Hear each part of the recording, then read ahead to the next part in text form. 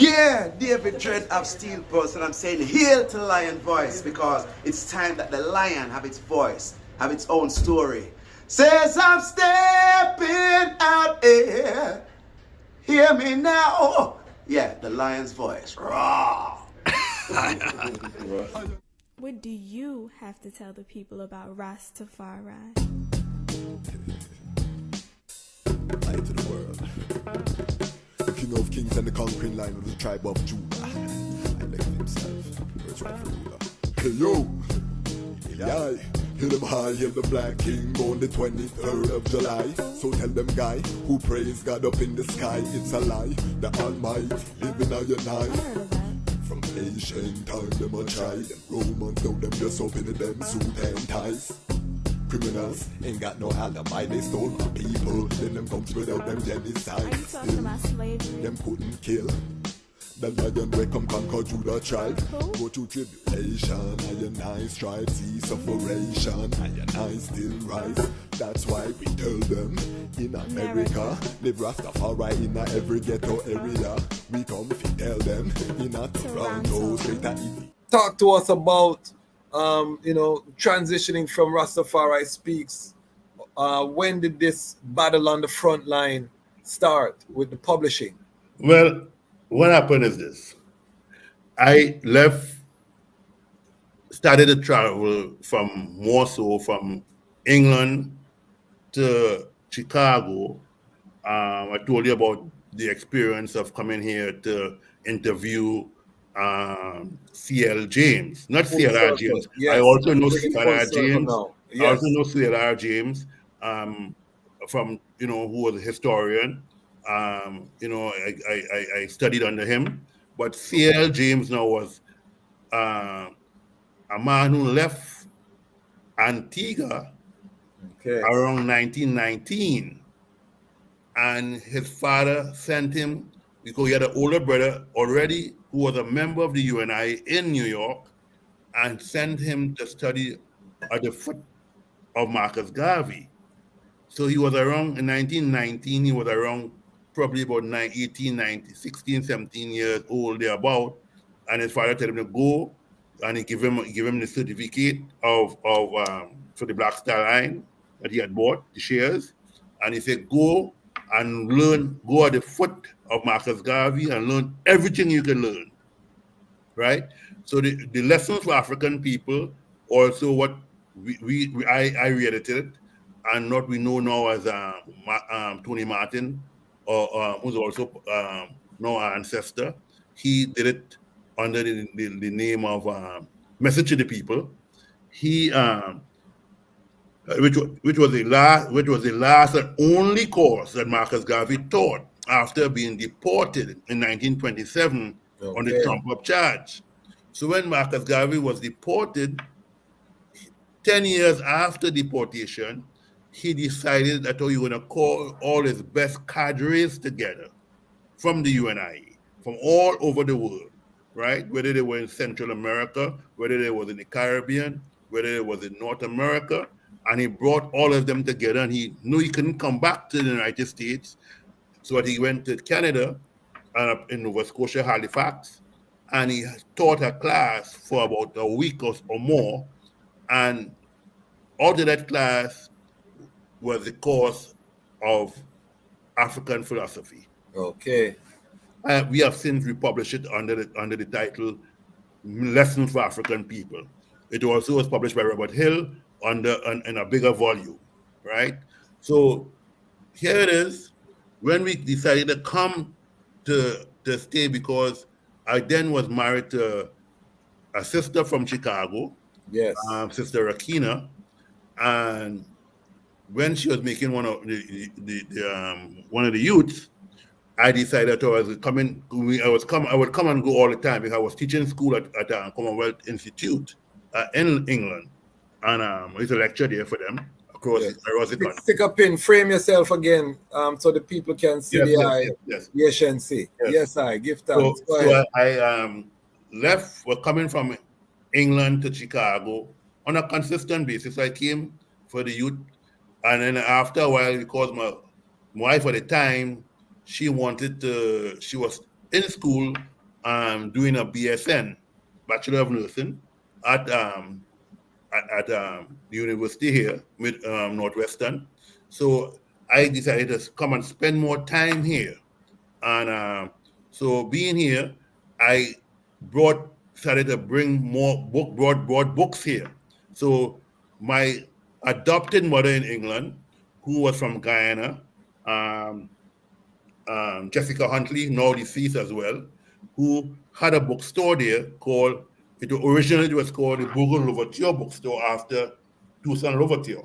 But later on after, because she was from Guyana, they retitled it the Walter Ruddy bookstore, right? Because they were the ones who gave me the book Grounded with My Brothers at the time, the Okay. pub, right? And had offered me How Europe Had Developed Africa, but I couldn't get it because at the time I couldn't get that book because at the time Howard was publishing it, and so they only could have given me if I wanted the rights for How Europe Had Developed Africa. I could have get it for Canada, but because I didn't at that time I didn't have any network in Canada going on as yet. I Yes. decided just to take the one groundings.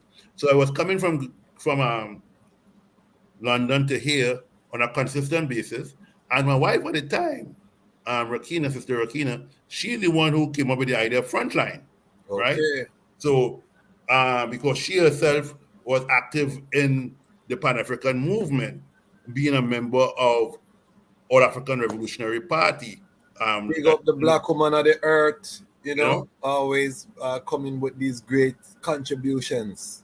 So she came up with the concept of Frontline, and so she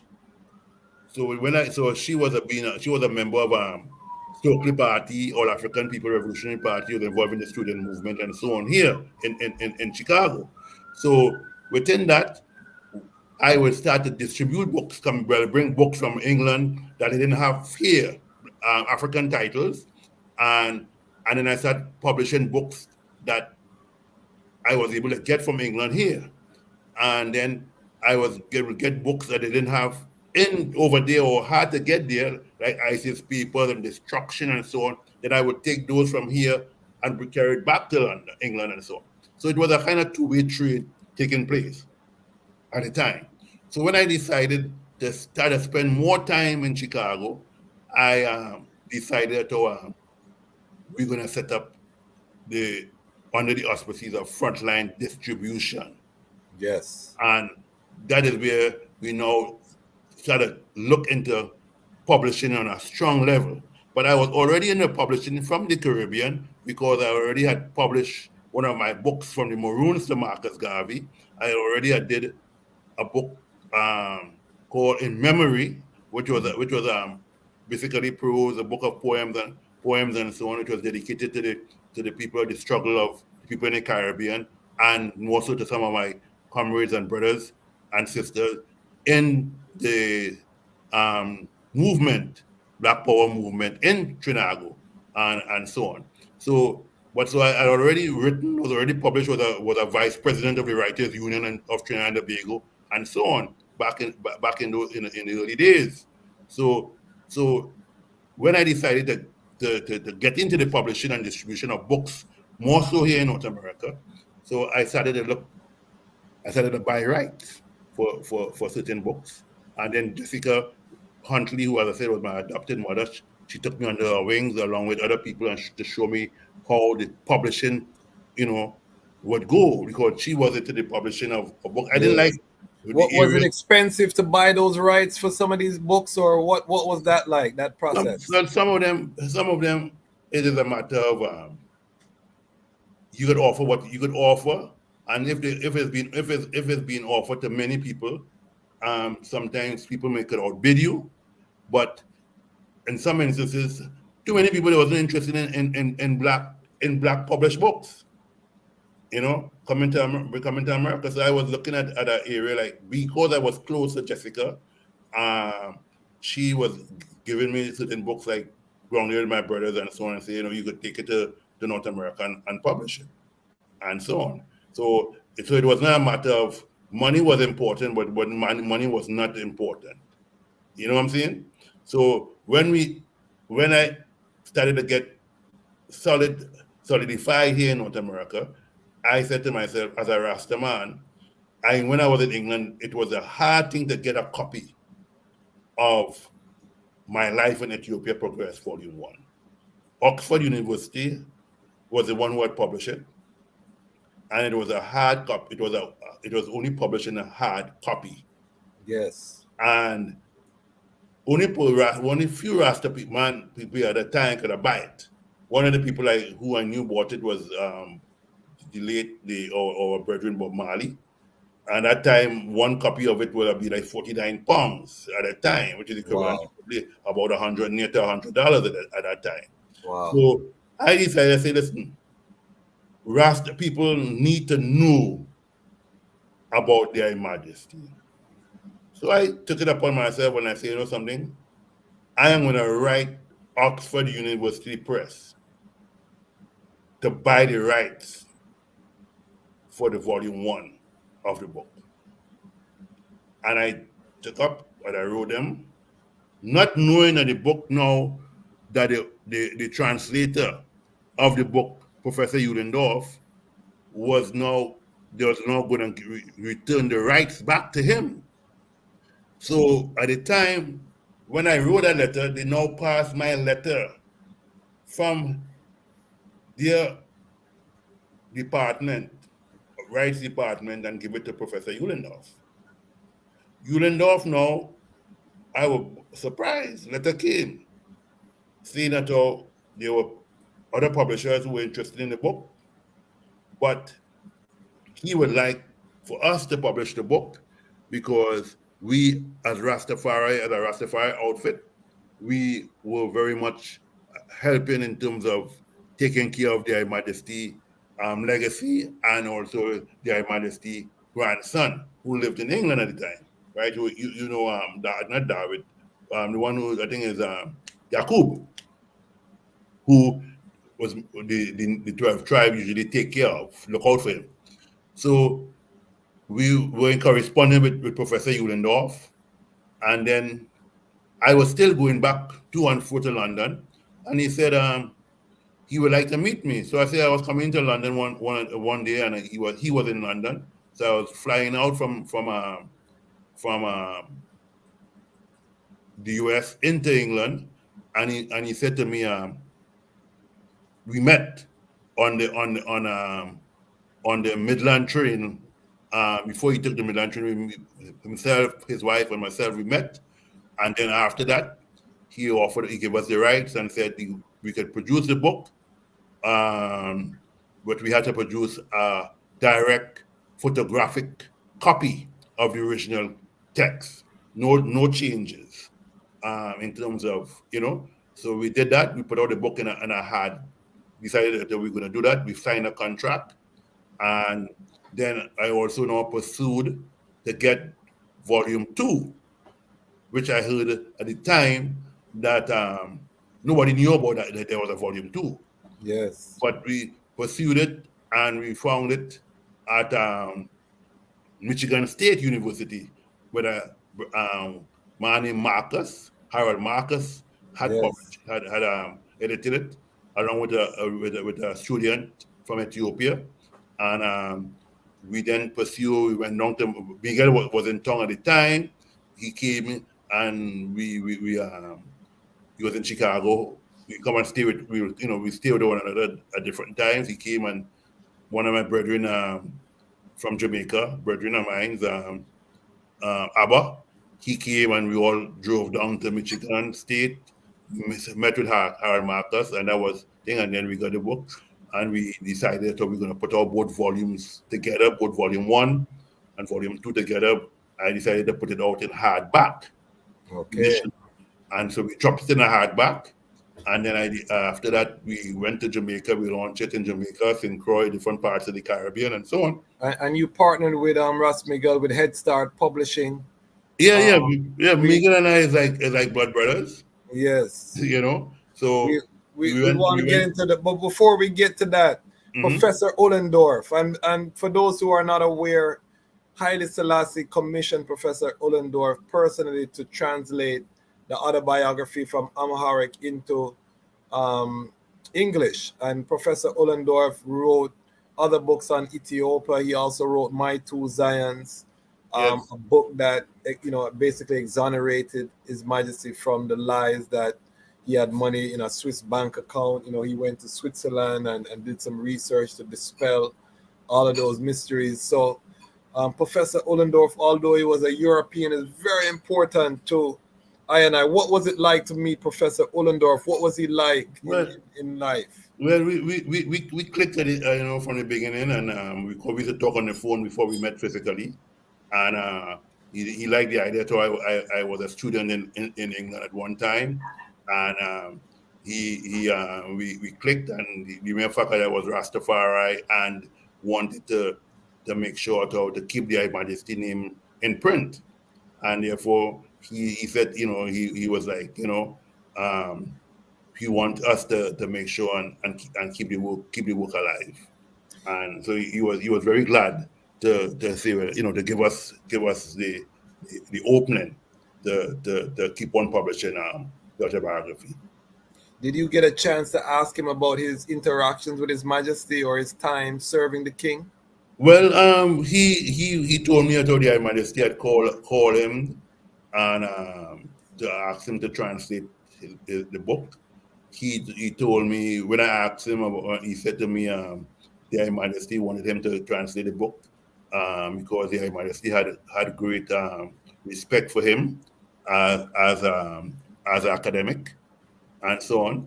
He also said to me that he had a lot of reverence for the His Majesty in every way and every form, and basically. So these are some of the things I remember with him. I then shared his number with because we launched Autobiography 1 and 2 at Muta's store at the time, when Muta had a bookstore in Jamaica, in Kingston. So we shared his number, and Muta interviewed from there, interviewed Ulendorff at least twice. Wow. Before he left out.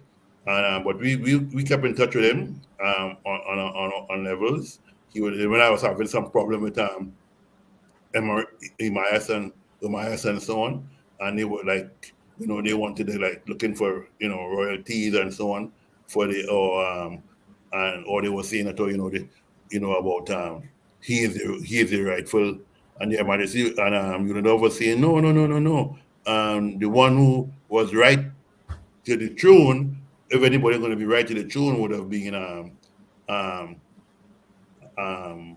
the first son of the His Majesty, grandson, because the His Majesty had said, if it's not me, if it's after I, would be my son or my son's son would be the heir to the throne, and that would have been the brethren out of England.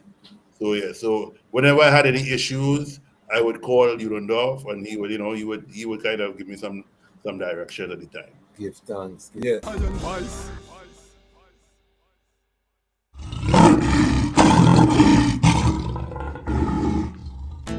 Yeah. I shall lift up I eyes unto the hills from whence cometh I help. I help coming from the true living eyes, Imperial Majesty Emperor Haile Selassie I, who created Zion and earth. He shall not suffer I foot to be moved. I hold, he that keepeth Ethiopia shall neither slumber nor sleep. Well, youths in the streets right now, riots in your town now, Babylon them burning down. One bad police right now, riots in your town now, Babylon them burning down. No justice, no peace right now, riots in your town now, Babylon them burning down. The fire now cease right now, riots in your town now, Babylon them burning down. The youths them rise against brutality, man a kill another man for your salary. Them train them at the shooting gallery, black and loot, you might lose all your family. Them defend white supremacy, so them see the African as them enemy. It's been like this for centuries, them sick mentally. That's why we have you out in the streets right now. Riots in your town now, Babylon them burning down. One bad police right now, riots in your town now, Babylon them burning down. No justice, no peace right now, riots in your town now, Babylon them burning down. The fire now cease right now, riots in your town now, Babylon them burning down. Them said them tired of the looting, I tired of them shooting. Ku Klux Klan they recruiting. Then them dress up in a blue suit and they're brutalizing our youths them. No court, they just execute them. Till the people start learn the truth and the black youths go strap on them Gideon boot and them out in the streets right now. Riots in your town now, Babylon them burning down. Bun bad police right now. Riots in your town now, Babylon them burning down. No justice, no peace right now. Riots in your town now, Babylon them burning down. The fire now cease right now. Riots in your town now, Babylon them burning down. The Most High denounce their philosophy. Talk to United Nations properly. He said we will fight if necessary, and be confident in the victory. They try to erase our history. They wanted to change our destiny, cause we are the children of the Almighty, destined to lead the whole world to harmony. Them out in the streets right now. Riots in your town now, Babylon them burning down. Bun bad police right now. Riots in your town now, Babylon them burning down. No justice, no peace right now. Riots in your town now, Babylon them burning down. The fire now cease right now. Riots in your town now, Babylon them burning down.